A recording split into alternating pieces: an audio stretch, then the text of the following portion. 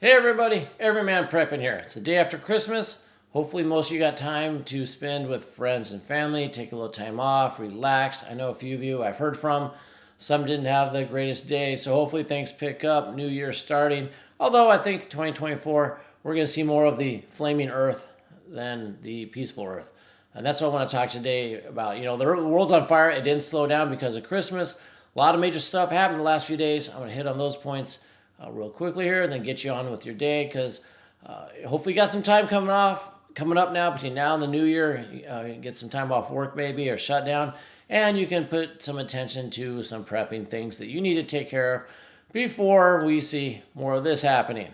So continuing on with that, let's start here. And also please like, share, comment on the video, and subscribe to the channel if you haven't done so yet. Come join the community here. We'd love to have you. But last night, Ukraine is celebrating the destruction of a major Russian naval vessel in rare Crimean air raid. Key point there is air raid.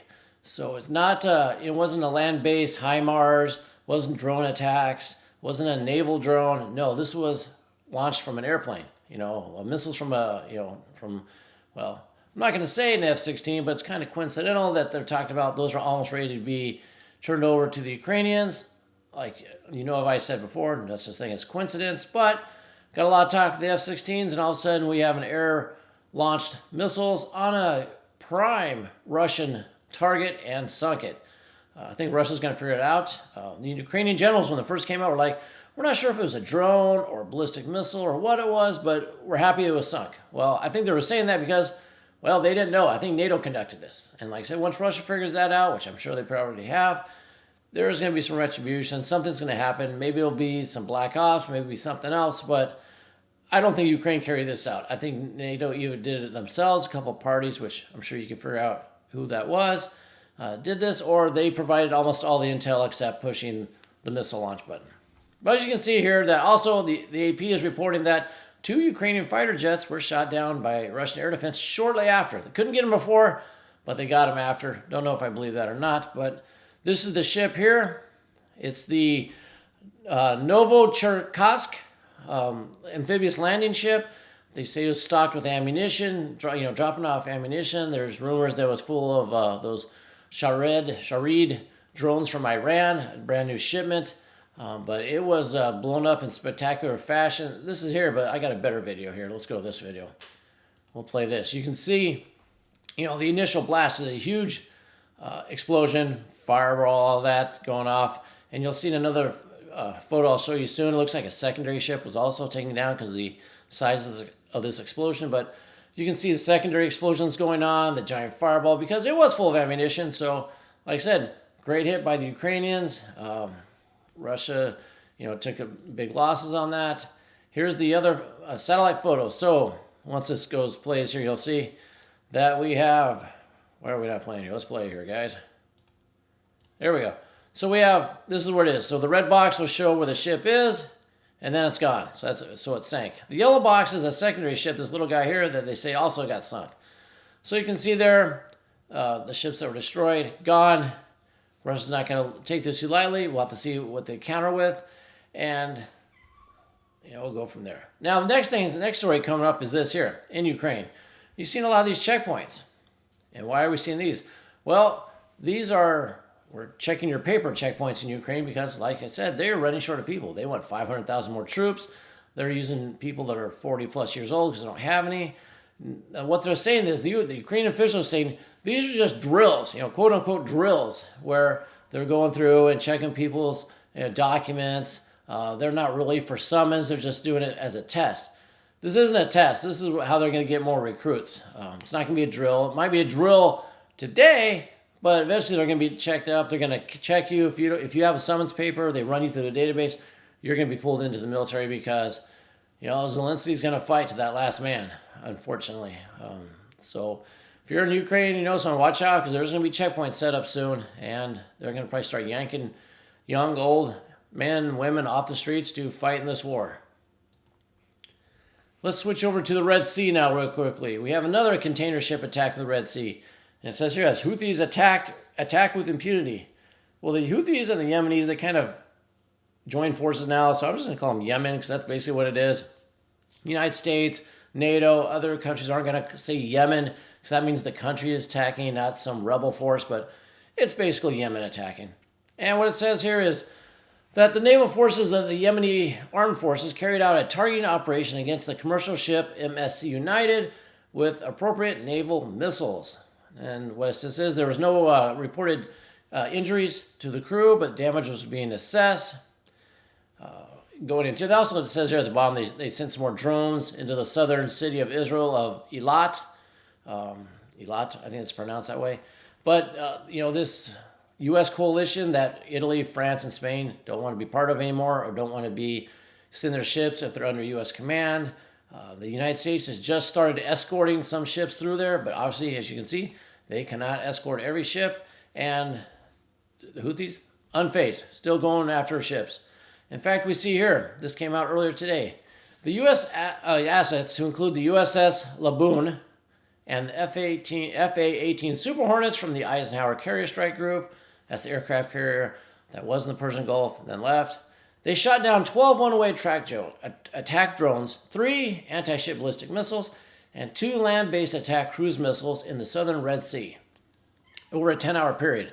So that's 17 attacks that the U.S. command took out. But how much did that cost? How many missiles were used during that? You had planes shooting missiles at it. You had missiles coming out of the USS Laboon.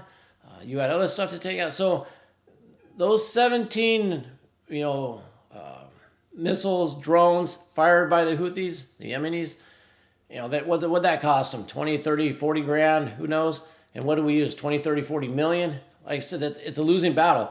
The U.S. Navy is going to run out of missiles before the Houthis run out of drones and anti-ship missiles, because of the disparity in the cost of producing the drones and the cost of producing these missiles. To resupply the ships out there in the Red Sea is not as easy as obviously land-based. You just can't drive a truck up and reload and resupply.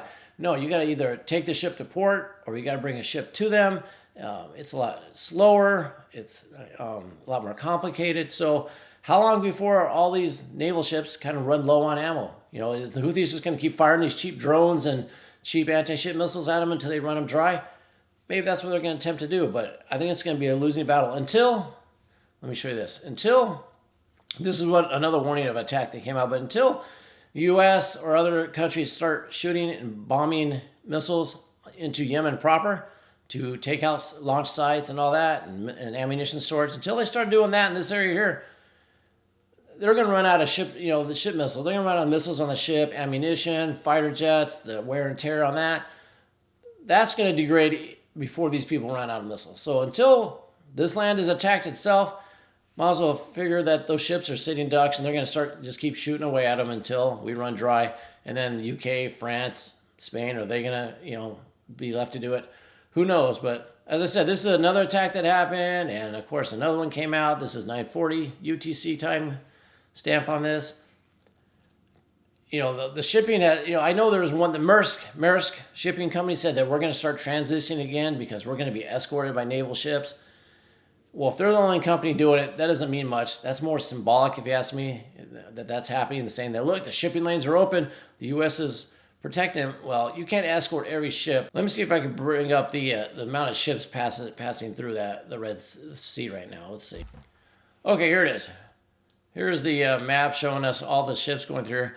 The U.S. can't escort all these ships. There's no way. When they come through here, there's just too many. And this is a reduced a lot. This used to be full of ships coming through here, more than you see. I mean, the traffic used to look like this over here in the Persian Gulf. The traffic is very limited now, but do you think they can escort every single cargo fuel tanker through here? Not going to happen. The Houthis are going to pick them off one by one, and it's still going to lead to huge shipping costs, delays, shortages, inflation, all that. And I think the Houthis are buying their time until they can take down a U.S. ship. I think that's what they really want. So like I said, until bombing and then attacks go onto this area, it's not going to stop. Maybe that's what the U.S. wants. I don't know. We'll have to see. But moving on from here, let's continue on here. Let's go to this. Let's go back to here to Gaza. I think that's where we need to go next. So this is an updated map here on the status of the Gaza Strip. The blue areas are Israeli controlled or Israeli occupied. Green is Hamas. You can see it's reduced to almost nothing in the northern part. Southern part, Israel is starting to push into those areas as well. You can see here, there's Egypt down here at the bottom. But Israel's continuing going on. They're pushing forward. Basically looks like they're carpet bombing everything in sight. So they're pushing through. They almost got all of northern, but there's still tons of tunnels. You see plenty of videos on Telegram where Hamas is still popping out of tunnels that haven't been cleared of buildings and hitting armored infantry, all kinds of IDF forces behind the lines. So even though they might have say they conquered this much, doesn't even mean that Hamas isn't popping up behind you or doing guerrilla warfare tactics. And along with that comes what's going on with Israel and Iran. So I'm under the belief that Israel really wants to get Iran involved in this, and so does the United States. They really want Iran to react and get involved so they have a reason to attack Iran proper. And this person here, this is General, let me look it up here, General Saeed Razi Musami. And he was a high-ranking general in the Iranian Revolutionary Guard. He was in Syria, and basically Israel assassinated him within Syria, and he was killed. So what happened after that? Well, shortly after that happened, Israel went into blackout mode. Did Iran do one of their zero-day hacks? They're saying it was a hack. A lot of cities went totally dark. Some are still out without power. So was this in retaliation? Was this by Iranians? I don't know, but it happened right after that attack. Because what did Iran say? Basically, they said, Tel Aviv must wait for a difficult countdown. That's from the Iranian foreign minister, is a warning to Israel, because they say they are going to get Israel back for this. And like I said, I think that's what Israel wants. So we'll have to see what Iran does. There's been protests in Iran that, they want to retribution against Israel. We're going to see what it comes out from that. But that's just more escalation, more problems. Like I said, I think, they've been trying to bait Hezbollah and Iran to really get involved so the U.S. can then have a reason to get involved, and they can go after Iran in general. So that was the major happening also last couple of days. I haven't heard anything back from Iran yet. There hasn't been any major attacks, only that blackout. I think something's coming. Probably in the next few days, we shall see. And then I want to leave you with this picture here. So this is the next caravan coming to the southern border. It's about 15K strong when it gets here, they say. When they posted this video, I found it, on X. But as you can see, we're blown up here a little bit, but if you look in this bottom right here a little closer, you can pause the video and look. Not a lot of families, not a lot of women, and as I say, not a lot in the photo, there's none, but there are some very healthy, young, aged men coming through. And as it looks like a pretty strong force coming through. I think this is the major problem the United States is dealing with now. Yeah, the problem with the Middle East and China and Russia and Ukraine, all that stuff over there in the Red Sea, it's important to the United States and what happens with this, but directly here within the borders, this is basically suicide by a country, death to a country basically, because you've got this many people coming in, mostly males, coming in, and where they stay, who's funding them, where are they staying, where are they living, where are they eating, where are they getting clothing, and are they coming to work? No. You've seen a lot of interviews coming up. Are you coming here to work? A lot of the interviewees say, no, we're not coming here to work. We're just coming here. So, and there's, plane, they're flying them all over the country, bus them all over. So this here is going to be a problem. Not just for housing, clothing, whatever, taking care of them.